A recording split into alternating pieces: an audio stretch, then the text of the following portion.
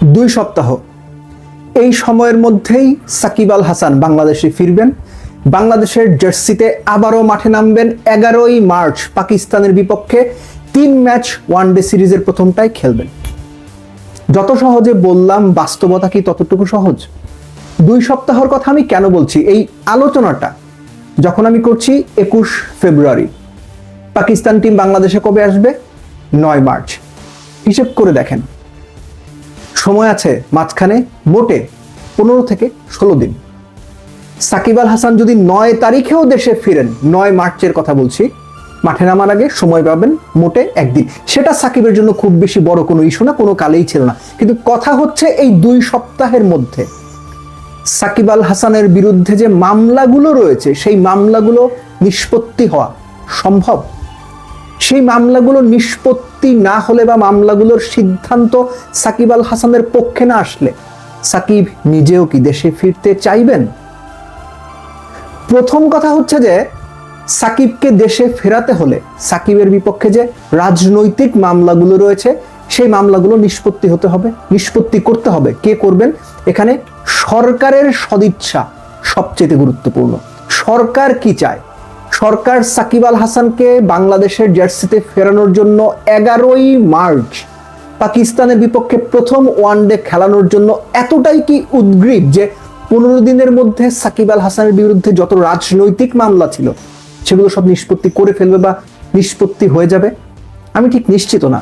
যদি হয়, সেটা অবশ্যই খুব বিশেষ একটা ঘটনা হয়ে থাকবে এবং সত্যিকার অর্থেই পাকিস্তানের বিপক্ষে ওয়ানডে সিরিজ দিয়েই যদি সাকিব আল হাসান আবারও বাংলাদেশের জার্সিতে প্রত্যাবর্তন করেন, তাহলে এই কামব্যাকটা সত্যিকার অর্থে one of the very best comebacks এই হিসাবে ওয়ার্ল্ড ক্রিকেটেই একটা বড় সিগনেচার রেখে যাবে। কিন্তু কথা হচ্ছে, সাকিব আল হাসানের বিপক্ষে তো শুধু রাজনৈতিক মামলা নেই, তার বিরুদ্ধে আর্থিক বিষয়াদি নিয়েও মামলা রয়েছে। কিন্তু সেগুলোর চেয়ে গুরুত্বপূর্ণ হচ্ছে যে রাজনৈতিক মামলাগুলো রয়েছে। বিসিবির পক্ষ থেকে বারবারই বলা হচ্ছে তারা সাকিবকে ফেরাতে আন্তরিক। সাকিবের মামলা সংক্রান্ত যে নথিপত্র আছে, আইনজ্ঞদের সঙ্গে কথা বলে সেগুলো সংশ্লিষ্ট দপ্তরে পাঠানো হবে যেন তারা দ্রুততম সময়ে সিদ্ধান্ত নিতে পারেন। শোনা যাচ্ছে 22 বা 23 ফেব্রুয়ারি, রবিবার সোমবারের মধ্যেই কাগজপত্র সব পাঠিয়ে দেওয়া হবে।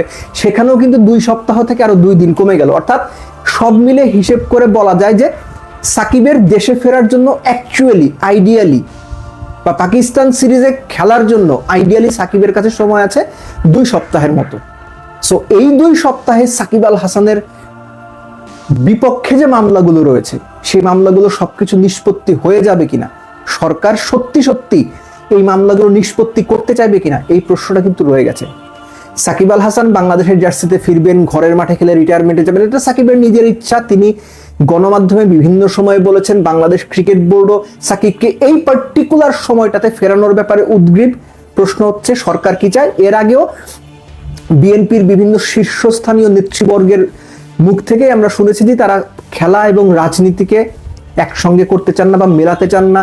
সাকিবকে দেশে ফেরানোর ব্যাপারেও বিএনপির বিভিন্ন নীতি নির্ধারণী মহল থেকে আমরা পজিটিভ কথাবার্তাই শুনেছি। এখন সময়ের অপেক্ষা যে সাকিবকে ফেরানোর যে প্রক্রিয়া বা সাকিবকে ফেরানোর যে ইচ্ছা, এটা কি সত্যিকার অর্থেই একদম উইথ কনভিকশন বা দৃঢ় প্রত্যয় নিয়ে প্রত্যেকটা পক্ষ কাজ করবে, নাকি এটাও বিভিন্ন সময় বাংলাদেশ ক্রিকেট নিয়ে যে কথাবার্তা হয়, হুট করেই মানুষের সামনে, দর্শকদের সামনে বিভিন্ন ইস্যু চলে আসে, নাকি এটাও সেরকম একটা ইস্যু? অপেক্ষা করতে হচ্ছে। কিন্তু সাকিব আল হাসান 15 দিনের মধ্যে বাংলাদেশে ফিরছেন বা বাংলাদেশে ফিরবেন, বাংলাদেশের জার্সিতে আবারও মাঠে নামবেন। সত্যি সত্যি যদি ঘটে, তাহলে বাংলাদেশ ক্রিকেট নিয়ে যে ধরনের আলোচনা, এই আলোচনার ধরনটাই বদলে যাবে। সেই পর্যন্ত আমাদের অপেক্ষা করতে হচ্ছে।